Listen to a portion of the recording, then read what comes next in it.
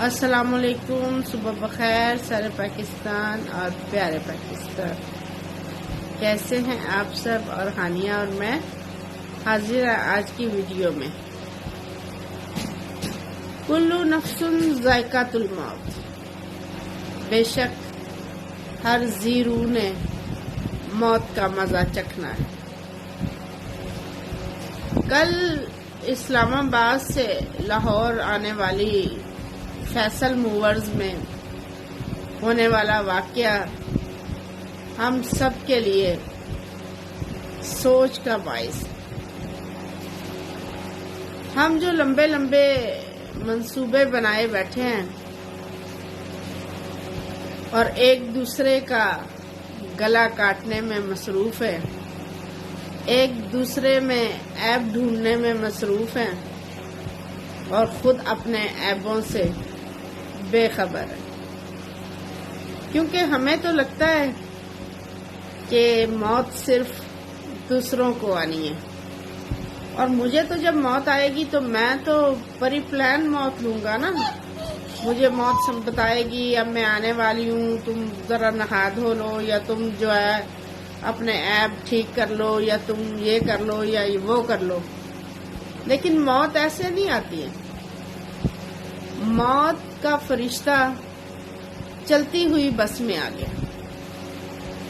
Faisal movers کی یہ when 110 kilometre کی رفتار سے چل رہی تھی رات کے وقت، اور بظاہر دکھنے والا شخص انتہائی صحت مند اور چاق و چوبند بیٹھا ہوا تھا۔ ایسے میں اچانک چلتی ہوئی بس میں ہارٹ اٹیک کی شکل میں موت کا فرشتہ حاضر تھا،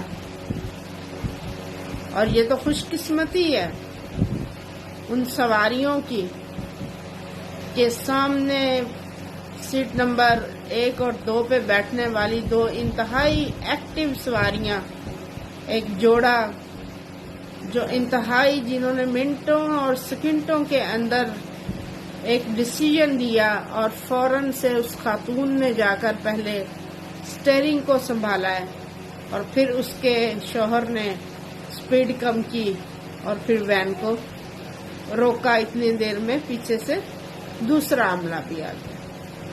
اگر ہم یہ کہیں کہ تمام سواریوں کو بچانے کا جو صحرا ہے نا، وہ ان سواریوں کے سر جاتا ہے۔ اور پھر انہوں نے اس ڈرائیور کو سانس دینے کی کوشش کی، حتی الامکان جو ان سے بن پڑا وہ انہوں نے کوشش کی کرنے کی، لیکن موت برحق ہے، اور موت نے جس جگہ آنا ہے نا اس کو کوئی نہیں ٹال سکتا۔ اس چلتی ہوئی بس میں وہ ڈرائیور انتقال کر جاتا۔ عام طور پہ رات کے سفر میں سفاریاں جو ہے نا وہ جاگتی نہیں ہیں، سو جاتی ہیں، اور اس وقت کنڈکٹر اور دیگر عملہ بھی شاید کہیں آگے پیچھے تھے۔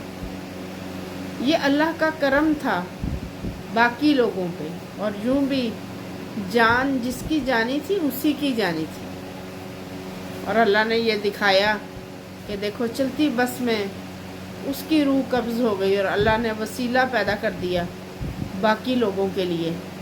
اتنی ساری سواریاں تھیں، کوئی ایکسیڈنٹ نہیں ہوا، کوئی چوٹ موچ نہیں آئی، اور وہ صحیح سلامت جو ہے نا اپنی منزل مقصود کو پہنچی۔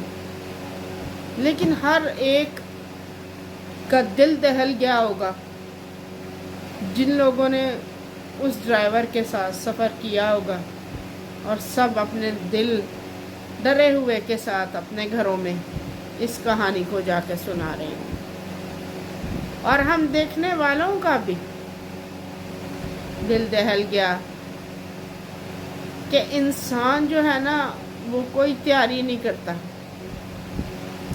اس کو بالکل نہیں پتا کہ کہاں پہ میں نے اپنے پچھلوں کو ایک دم چھوڑ جانا ہے۔ کسی نے نہیں مجھے روک لینا، کسی نے نہیں میرا ساتھ دینا، جب موت کا فرشتہ آتا ہے نا، وہ نہ بچہ دیکھتا ہے، نہ وہ جوان دیکھتا ہے، نہ وہ بوڑھا دیکھتا ہے، اس کو اللہ نے حکم دیا ہوتا ہے، سو وہ اس حکم کو پورا کرتا ہے۔ تب وہ نہیں سوچتا کہ اس کے پچھلوں کو کتنی تکلیف پہنچے گی، یہ اپنے کتنے بیٹے بیٹیاں یتیم چھوڑ کے جا رہا ہے، یہ اپنی بیوی کو بیوہ چھوڑ کے جا رہا ہے، یہ اپنے ماں باپ کو چھوڑ کے جا رہا ہے، یا یہ اپنے بہن بھائیوں کو تکلیف میں چھوڑ کے جا رہا ہے۔ سب کتنا چیخیں، کتنا چلائیں، لیکن جانے والا اپنی منزل کو چلا ہی جاتا ہے۔ سو یہ سوچنے کا مقام ہے کہ ہم اب بھی ٹائم ہے۔ بظاہر ہمیں جو لگتا ہے کہ میں فلاں کا برا کر دوں گا یا فلاں کو میں تکلیف پہنچا دوں گا، اس بات سے وہ بے خبر ہوتا ہے کہ یہ تکلیف گھوم کے پھر آنی تیری طرف ہے۔ جب ہم دوسرے کا برا چاہتے ہیں نا، تو اللہ تعالیٰ کہتا ہے کہ پھر وہ جو کھودا ہوا کھڈا ہوتا ہے نا، اس میں گرتا تو پھر خود بھی ساتھ۔ تو اس سے پہلے کہ ہمیں بلاوا آ جائے، اس سے پہلے کہ کسی سفر میں ہم اپنی جان آفرین کے سپر کر دیں، اس سے پہلے دوسروں کا بھلا سوچیں تاکہ اللہ پاک خود ہمارا بھلا کر دے۔ ہم دوسروں کے لیے جو سوچتے ہیں نا، اللہ تعالیٰ کہتا ہے کہ اگر تو دوسروں کے لیے جو دعا تو دوسروں کے لیے کرتا ہے نا، وہ میں ان کو دینے سے پہلے خود تجھے دے دیتا ہوں۔ تو سوچیں اگر مثبت ہوں گی تو معاملات اپنے بھی درست ہو جائیں گے۔ اگر دوسروں کے لیے اچھا نہیں ہم سوچتے تو پھر معاملات ہمارے اپنے لیے بھی خراب ہوں گے۔ حسد، کینہ، یہ سب اتنی بری چیزیں ہیں کہ دوسرے کو تو یہ نقصان دیتی ہیں، خود اپنے آپ کو بھی جلا کے راکھ کر دیتی ہیں۔ کب ہم سوچنا شروع کریں گے؟ اس وقت جب موت کا فرشتہ ہمارے سر پہ آ کھڑا ہوگا، یا ہم سمجھتے ہیں کہ یہ صرف دوسروں کو آنی ہے، ہمیں نہیں آنی؟ آج سے، ابھی سے اپنے لیے سوچیں۔ یہ زندگی بہت مختصر ہے۔ جوان یہ دعویٰ نہیں کر سکتا کہ میں تو بوڑھا ہو کے ہی مروں گا۔ بوڑھا یہ دعویٰ نہیں کر سکتا کہ میرے پاس تو مزید 10 برس پڑے ہیں۔